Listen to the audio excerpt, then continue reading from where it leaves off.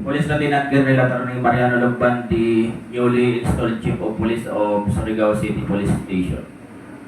Actually, the drug situation in Surigao City, napatay mga incident ng mga apprehension for violation of Republic Act 9165. Actually, dili naman good na diri sa Surigao City, but throughout Caraga region.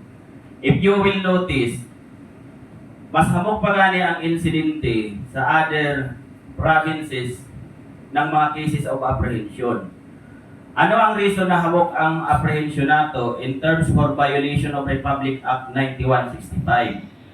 That is because of the active participation of the BADAC sa tanan nato ng mga barangay to include yung CADAC nato. Kasi kung walang participation ang BADAC nato together with the CADAC, maglisod ta mag-monitor kana ng mga quad, kana ng mga persons or drug personalities na nag-engage sa pag-violate ng Republic Act 9165.